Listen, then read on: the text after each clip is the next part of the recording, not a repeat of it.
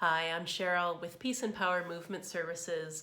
I wanted to talk with you today a little bit about our approach, the philosophy behind our Wellness Through Movement programs and services.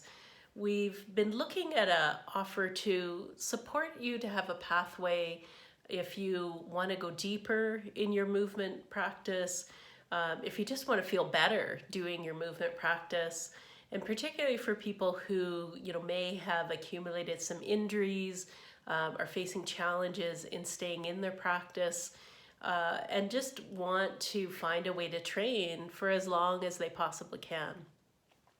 So our approach comes from bringing together internal technologies from Aikido, Tai Chi, Qigong, and applying awareness through movement processes to support you to improve both the quality and the transformative quality of your practice. And so before I go into what those internal technologies might be, I just want to share with you a little bit about what we've noticed in training for a long time ourselves and watching people train over an extended period of time. Some of the things that we see. And, when you hang out with people who train on a path long term, whether it's yoga or martial arts or runners, whatever movement practice is your thing, we've noticed, people that stick with it, they're passionate, they're disciplined to train. They found some sort of way to love the grind of training. And, we notice that practice changes them on the outside and the inside. And often they're able to move in ways that are impressive and often well past the age that you would normally expect to see that kind of movement capacity happening. But they also bring this kind of it's not that they necessarily look younger than their age, but they bring forward this kind of vigor and vitality as they age. And so it really points to I look at those people and say, that's who I want to be when I'm older. But we've also noticed, when people practice for a while, even if it's for some years, and they kind of fall off their practice. And so we see things like what I would call practice hoppers.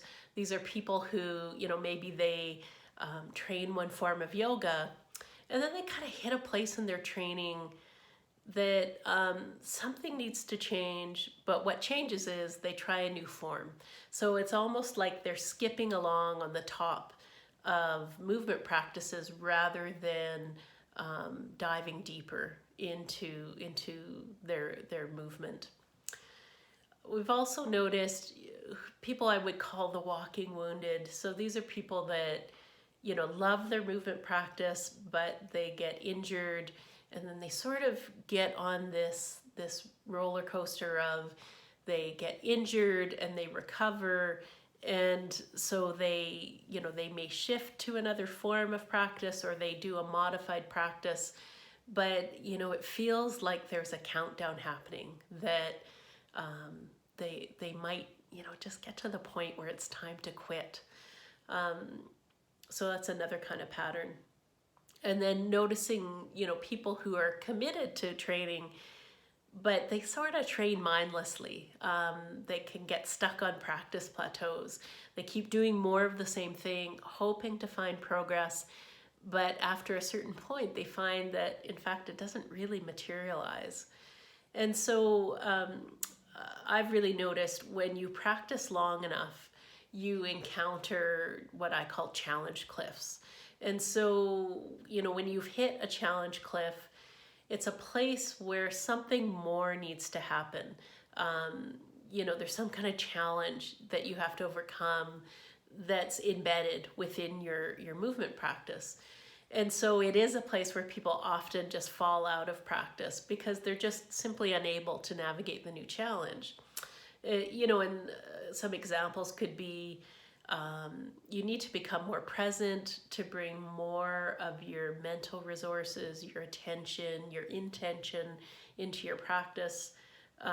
You may find that you actually need to like have work to kind of reorder yourself physically, that reorganizing your tissues, reorganizing your movement, so that you can respond in the ways that you're increasingly called to in your practice.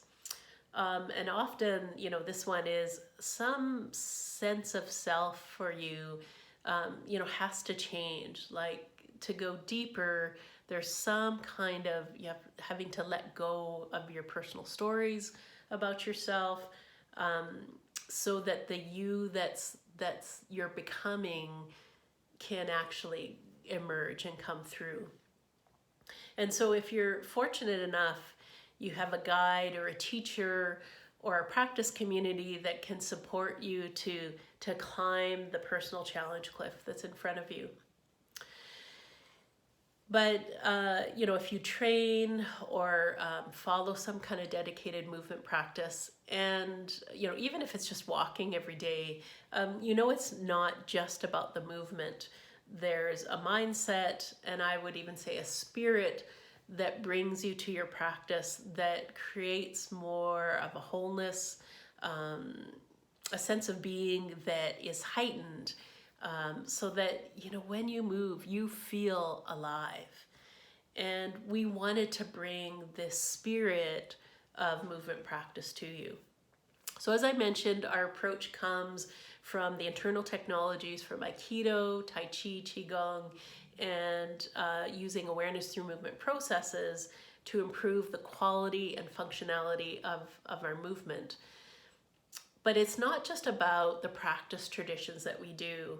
We are deeply curious about details of movement, breath, intention, presence, and how they change not just how well we move, but how our movement creates wellness. And so we believe in a practice path that really is a lifelong alignment, right from our cells, our nervous systems, out to beyond the edges of our body. And so, some of the benefits we experience by consciously bringing our attention to these details of movement, breath, intention, presence, they include like feeling a profound quality of calm, an internal expansiveness, an aliveness that comes from being more fully awake and aware in our bodies as we move. It's about changing our bodies and our minds, benefiting from creating physical tissues that are more supple, more responsive. It's about reaping the benefits of healthful biochemical and biomechanical changes that in our movement that reduce inflammation, that support good joint health, improve our balance, our proprioceptive senses. It's really about creating a state of body-mind integration that opens up your personal wellspring of living intelligence. So your body becomes an intelligent, vital ally in your movement, in your life, and not something that you're moving until it wears out. So you become a different being, and you feel this aliveness in how you move. And when you move through your world in this way, it becomes a more viscerally interconnected experience. And so for us, this feels like becoming more fully human and part of this interconnected web of life. And it's a way of being that imbues you with more peace and more power. And so we believe in this commitment that transforms your practice into your path. And so on your path, you're not only shaping who you are, but who you are begins to shape your world. And so in our minds, our approach doesn't replace your practice. It adds to the practice you're already committed to doing. And, our pathways, our practices, our approach is portable. So once you learn them, you can take them off your practice mat into your everyday movement. And we know that however many hours a week you commit to your movement practice, the rest of your day is spent practicing something else. And so if you're serious about getting the most out of your practice, our approach supports you to convert that time outside of your practice into the kind of positive everyday movement that actually moves you along your practice path. So our personal path is dedicated to supporting you to find more depth in your practice, more freedom in your movement, more space within, more of a sense of personal presence, and ultimately more peace and more power. So here's to your moving towards wellness for your whole life.